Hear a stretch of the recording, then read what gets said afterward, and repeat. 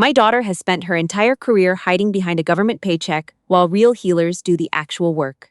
My mother's voice didn't shake, it never shook. That was the thing about her. She delivered cruelty the way a surgeon delivers a diagnosis. Calm, precise. Certain she was doing you a favor by being honest. 200 people in the Hargrove County Medical Foundation gala went quiet. The chandeliers kept burning. The string quartet stopped mid-phrase. Every face in the room swiveled toward me, and I watched my mother rest her hand on Dr. Gerard Whitley's arm like she was presenting evidence. "Now this," she said, lifting her chin toward him, "this is what a real physician looks like. 30 years of private practice. A man who actually touches patients instead of sitting in a glass booth reading numbers off a screen." My uncle laughed first. My aunt tilted her head the way she does when she thinks someone else's embarrassment is entertainment. And I stood at the edge of the room in my navy blazer and credentials badge, absorbing the full weight of a performance my mother had clearly been rehearsing for weeks. But Dr. Whitley wasn't laughing. He was staring at the badge clipped to my lapel, at the small gold pin above it. His face changed the way weather changes, not gradually, but all at once. He took half a step back, his jaw opened, and in a voice that carried across every table in that silent ballroom, he said, "You're the VOSS protocol? You're the doctor. Sylvia VOSS. Before I tell you what happened in the next 4 minutes, and why my mother's entire 30-year architecture of contempt came apart in front of everyone she'd spent 30 years impressing, hit that like button. Stay right here, because what came next, nobody in that room, including her, saw coming. The Hargrove County Medical Foundation annual gala, white tablecloths, open bar, the kind of room where my mother had spent the last 2 decades carefully cultivating the version of herself she liked best. She wore the burgundy dress she'd bought specifically for tonight. I know because my aunt mentioned it 3 weeks ago on a phone call. She didn't know I was still on. My mother had chosen this room, this night, this man. She'd been planting seeds about Dr. Whitley for months, mentioning him at Sunday calls, describing his practice, talking about his reputation in the county the way people talk about landmarks, permanent, established, worth pointing at. She'd angled for the introduction herself, called the foundation chair directly, made sure Dr. Gerard Whitley would be seated at the head table on the same night she planned to bring me. It was never an invitation. It was a stage direction. I stood near the back of the room and cataloged the setup the way I catalog everything, systematically, starting from the perimeter and working in. My Uncle Owen, third glass of scotch, the satisfied posture of a man watching a movie he's already seen. He'd spent years telling anyone at their country club who would listen that I worked in a lab and wasn't really a doctor. He knew exactly what my work was. He chose that story because it was more convenient than the truth. My Aunt Peg, phone angled chest high, the camera rolling. She was already composing the caption in her head, I was certain of it. And at the table to my mother's right, my cousin Brandon, the one who'd dropped out of pre-med twice, who now sold pharmaceutical equipment and called himself adjacent to healthcare, seated in a chair that had been reserved for him, tie loose, eyes glassy, clapping at something no one else had started clapping for. My mother had invited Brandon. She'd given him the seat of honor. The man who couldn't pass organic chemistry was seated at a table of surgeons and department heads, while the woman who built the diagnostic system currently running in 14 hospital networks stood on the open floor being called a lab technician. The seating chart alone told the whole story. It always does, she continued.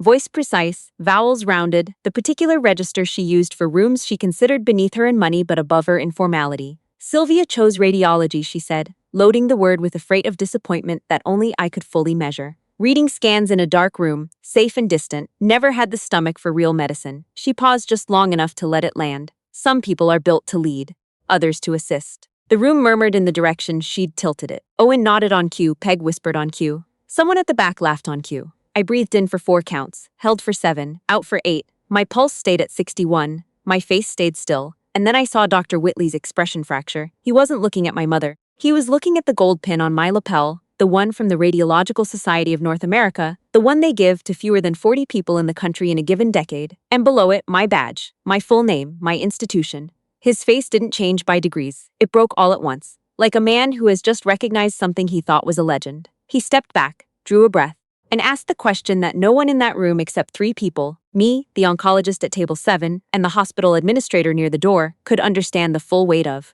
You're the VOSS protocol? You're the Dr. Sylvia VOSS? The woman at table 4 dropped her fork. Porcelain against porcelain. The sound rang out. My mother's smile didn't fade. It froze. Locked in place for just a half second too long, the way a program freezes before it crashes. I looked down at my hands, at the calluses on my right index finger from the trackball I've used since residency, at the faint chemical stain near my thumbnail that never fully washes out after a long imaging day. Hands that had spent 12 years reading what the eye cannot see, finding the thing hiding inside the body before it could finish what it started. But I was also somewhere else for a moment. I was 8 years old, lying on the carpet in the hallway outside my parents' bedroom door at 2 in the morning. I'd had a nightmare. I'd come to knock, the way kids do, trusting that the door means safety. My mother opened it, looked down at me and said, "Go back to your room, Sylvia. You're old enough to handle this yourself." Then she closed the door. Didn't wait to see if I moved. I stood in that hallway for a long time, long enough to understand that the rule in our house was not cruelty. Exactly. It was that my discomfort was never anyone else's problem, that needing something was a personal failure, that I should have been born already finished. The second lesson came at 12.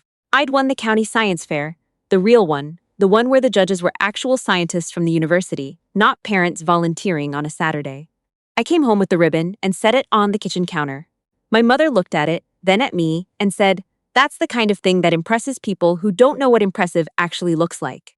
She went back to her phone call. I picked up the ribbon, went upstairs, put it in the box under my bed, where I kept the things that mattered to me. That box was the first thing I understood was mine, a place she couldn't reach. My father noticed. He always noticed. Tom VOSS, not a man of large gestures or long speeches.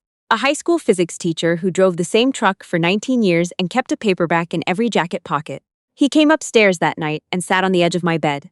"She doesn't know how to be proud of things she didn't do herself," he said. "That's her limit, not yours." He pressed a bookmark into my hand, one of those old cardstock ones from the public library, the free kind they give out at the desk. He'd written something on the back in his cramped left-handed print. The work is always bigger than the opinion of it.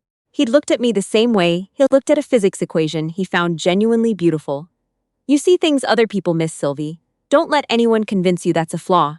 I kept that bookmark for 18 years, in my textbook through undergrad, in the breast pocket of my white coat through residency, in the front flap of the field bag I took to conferences. Pressed flat, edges soft with handling, the ink a little faded, but the words still legible. The way things are when they've been carried a long time. I was 16 when I found my father's old medical texts in the garage. He'd studied pre-med for 2 years before switching to physics, a decision he'd never explained. The texts were dog-eared, annotated in his handwriting, margins full of questions he'd written to himself. Sitting on a garage floor in November, knees cold, I read every margin note. That was the afternoon I decided on medicine. I didn't tell my mother, I told my father. He looked at me for a long time, then nodded once, slowly, the way he nodded when something was settled and didn't require further discussion. "You'll need to be twice as sure as you think you need to be," he said. "And you will be." My mother's response, when I eventually told her, was to ask why I wasn't going into law. By the time I matched into radiology at a program she'd never heard of in a city she considered secondary, she'd refined her narrative to something she could present at dinner parties. Her daughter had gone into medicine, but chosen the specialty where you don't actually talk to patients. This got a knowing laugh from people who didn't understand that radiologists are the ones who find what nobody else caught in time, that the specialty she'd chosen to dismiss was frequently the reason people lived. But she'd been telling that story for 11 years, and I'd stopped correcting it. My first year of fellowship, I worked a case that I have never fully described to anyone outside of a clinical setting. A 42-year-old woman, referred for what her primary care physician had logged as a persistent cough and mild fatigue. Standard chest x-ray, read by 2 physicians before me, noted as unremarkable. The case landed in my stack on a Thursday afternoon. I looked at that film for 11 minutes. I can't explain what made me stop. Something in the density distribution at the left hilum. A shadow that wasn't a shadow. A negative space that was slightly less negative than it should have been. I flagged it, ordered a follow-up CT. The radiologist supervising me looked at my flag and said, "You're chasing ghosts." The CT showed a stage 2 adenocarcinoma, caught early enough to treat, early enough to matter. The woman is alive. She sends a card to the department every December. I've never told my mother about that case. Not because I forgot, but because I understood that it would not change a story she had already decided to tell. Over the next 8 years, I developed a standardized rereading protocol for flagged ambiguous cases. A second-pass system, cross-referenced with adjacent imaging data, that reduced misdiagnosis rates in pulmonary imaging by a measurable margin. I published. Other institutions adopted it. Someone at a conference named it without asking me, the way people sometimes do when a thing becomes bigger than its origin. They called it the VOSS protocol. I didn't love the name, but I didn't fight it either. The work existed. The name was just the handle people used to find it. I was in a hotel room in Phoenix at a radiology conference when my father called to tell me his own scan had come back. He said it the way he said most hard things, plainly, without ornamentation, as though preparing me with precision was a final form of care. Coronary artery disease, pretty advanced. They're recommending bypass. A beat. Then, I wanted you to hear it from me, not your mother. I caught the next flight home. He went through surgery at a hospital 2 states from where I practiced. I was in that waiting room for 9 hours. I had a stack of journals I didn't read. I had coffee I didn't drink. I sat with my hands open in my lap the way he'd once told me to sit when something was out of my control. Don't clench, he'd said. Clenching just tells your body to panic. And I waited. He came through. Recovery took 4 months. During those 4 months, I drove the 6 hours every other weekend. I didn't tell my mother I was coming most of the time, because if I did, she rearranged the visits into performances, and he was too tired for performances. I'd sit with him in the back room where he kept his books and we'd talk about nothing important for hours. Physics. The truck that needed a new alternator, a documentary he'd watched on deep-sea geology, the particular quality of light in late October. He didn't once ask me to explain my work in simpler terms. He was the only person in my family who never did. The Hargrove County Medical Foundation had invited me as a guest of the hospital system that had adopted the protocol 3 years prior. I wasn't on the program, wasn't scheduled to speak, my name wasn't in the program booklet. I was there because the chief medical officer had asked me personally, and because she'd said it plainly. Just be there. Dress well. That's the whole ask. I hadn't known my mother would be there until I walked through the doors and saw her at the head table, already in the burgundy dress, already laughing at something with the event chair. I found a seat in the third row, set my back against the nearest pillar, and read the room left to right the way I read a scan. Starting at the margins, working toward the center. Dr. Gerard Whitley, reputation solid. Career long. Genuinely good at what he did. He was not a prop. Whatever my mother had planned, she'd chosen an actual person, and that was going to matter in about 15 minutes. I didn't listen to her speech. I already knew the shape of it. I'd lived inside that shape for 34 years. I slid my hand into my blazer pocket and pressed record on my phone, not because I needed evidence, because in moments like this, I prefer to have an accurate record rather than an argued memory. And then she said it. My daughter has spent her entire career hiding behind a government paycheck while real healers do the actual work. She turned to Dr. Whitley, touched his arm, announced him to the room like a trophy she'd personally acquired. The sound that followed was the particular silence of a crowd that has just been given permission to agree with something. And that's when Dr. Whitley looked at my badge. He recognized it the way people recognize something they've read about but never expected to meet. His eyes went from the pin to my name to my face, and whatever algorithm his brain ran in that half second came back with a result that rearranged his entire expression. With all due respect, he said, and I watched my mother's smile hold through sheer muscle memory. I need to clarify something. He turned toward the room. He didn't look at her for permission. A man with 30 years of practice does not require permission from a room. He spoke the way clinicians speak when they want to make sure the information lands correctly. I've presented at 4 national conferences on diagnostic imaging methodology in the past 2 years, he said. At 3 of those conferences, the most cited development in the field wasn't a surgical technique or a pharmaceutical advance. It was a reading protocol, developed by one person, applied now in 14 hospital systems across 7 states. He paused. Let it breathe. The woman your mother just described as hiding, she's the reason we're catching pulmonary malignancies before they become stage 4. She's the reason 4 of my own patients got diagnoses in time to do something about them. My Uncle Owen's glass stopped halfway to his mouth. Dr. Whitley wasn't finished. I've spent 30 years in rooms with exceptional physicians. I know what one looks like, and I would like the record corrected. Dr. Sylvia VOSS does not hide behind anything. She is the one holding the light so the rest of us can see inside. He turned slightly. Not much. Just enough. I'm honored to be in the same room with her. The stillness that followed was the kind that has a physical weight, the kind you can feel in your sternum. My aunt's phone disappeared into her bag. The zipper closed with a very small sound. Brandon, at the head table, looked at his glass of water and did not look up again. Owen set his scotch down on the tablecloth and did not pick it up. And my mother stood at the podium in the burgundy dress she'd bought for this specific evening, in the room she'd curated for this specific purpose, with the man she'd personally selected as her evidence, and she had no script for what was happening. The oncologist from Table 7 stood up. Dr. Marcus Reeve, 63 years old, the kind of physician who speaks rarely and means every word. He raised his hand to his brow in a salute. Not theatrical, not performed. A gesture of recognition, clean and precise. A woman from the hospital administration table stood next, then the chief medical officer who'd invited me, then the cardiologist from the far side of the room who had been a fellow the same year I was, then the hospitalist who'd implemented the protocol at his facility 18 months ago and sent me a 3-line email I'd read 6 times. They didn't applaud. They didn't make a sound. They simply rose.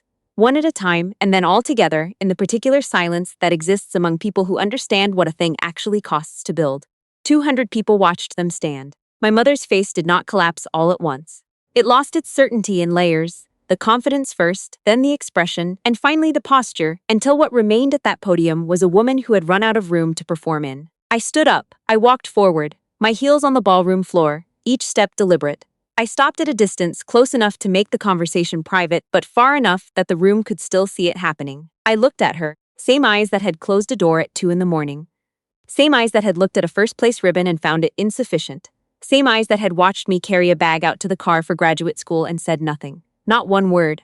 I spoke at a volume the nearest tables could hear, not the whole room. Just enough. I didn't become a physician to earn your approval. I became one because I saw a gap and knew how to fill it. The work exists whether or not you acknowledge it, and it will keep existing after tonight. I held her gaze. Don't use my career as a punchline again. Not here, not anywhere. I held it for 3 seconds. Then I turned and walked back to my seat. Not one person who had stood sat back down while I walked. I didn't go home that night. I drove to my father's house, the one he'd bought the year I was born, the same beige siding, the same truck in the driveway, the new alternator finally installed last spring. He was awake. He was always awake late. I found him at the kitchen table with a cup of decaf and a library book, reading glasses pushed up on his head the way he always wore them when he wasn't reading but didn't want to lose them. He looked at my face. He put the book down. He didn't ask what happened. He said, "Sit down." I sat. He refilled his mug without speaking and set a second one in front of me. We sat in the kitchen for a long time. The refrigerator hummed. The clock above the stove marked the minutes with its old mechanical click that I'd been hearing since I was 5 years old. I told him what happened. Not all of it. The outline. When I finished, he was quiet for a moment. Then he said, "She's not going to change. I know. You've known for a long time. Yes." He wrapped both hands around his mug, the hands that had graded 1,000 physics tests, the hands that had signed my first library card and built the bookshelves in my childhood room and held the steering wheel on the drive to every standardized test I'd ever taken. "The hard part," he said slowly, "isn't walking away from someone who won't change. The hard part is letting go of the person you kept hoping they'd become." I sat with that for a while. He was right. He was almost always right about the things that mattered. And the thing I had been grieving, not loudly, not visibly, but the way you grieve things you've never fully named, wasn't the mother she was. It was the mother I had kept revising her into, year after year, hoping this dinner or this phone call or this accomplishment might finally produce her. That version had never existed. I had built her out of wanting. I drove home at midnight, somewhere on the highway, somewhere between the bridge over the reservoir and the exit I've taken 10,000 times. I felt something unknot in my chest. Not relief exactly. More like the sensation of setting down something you've been carrying for so long you forgot it wasn't attached to you. 2 weeks later, I got a call from a hospital network in the Pacific Northwest. They wanted to implement the protocol system-wide and asked if I'd consult on the rollout. I said yes. It would take a year. I said yes to that too. I called my father to tell him. He said, "Good. Just that. Good." In the voice he used when something was exactly what it was supposed to be and didn't require any additional commentary. 3 months after the gala, the foundation issued a correction to its event program, a formal addendum naming me as a contributing honoree. The chief medical officer had requested it. I hadn't asked her to. She sent me a copy with a note. The record should be accurate. I framed the note, not the addendum, just the note. 4 words. My mother called once, 6 weeks after the gala. I let it go to voicemail. She said, and I listened to this message exactly once, that things had gotten out of hand and she hadn't intended for the evening to go that way. That she was proud of me in her way. That she hoped we could have dinner sometime. In intelligence work, which my field isn't, but in intelligence work, when a communication channel has been consistently refused, you don't keep transmitting on it. You establish a new channel or you go dark. I thought about that phrase. Then I deleted the message. Not from anger, not from revenge. From the same place you make a clinical decision when the data is clear and the course of action is no longer in question. I had gathered enough information over 34 years to draw a conclusion. She would not change because she did not want to, and wanting to change would require the one thing she'd never once demonstrated she possessed: the willingness to be wrong about a person she'd already decided to categorize. I stopped waiting, not dramatically. The way you stop waiting for a flight that you've confirmed has been canceled. Not a moment of crisis. Just a quiet rearrangement of the plan. The following April, I drove to the cemetery where my grandfather is buried. He died before I was born. A radiologist, actually, though my mother had never once connected that fact to me in any way that mattered.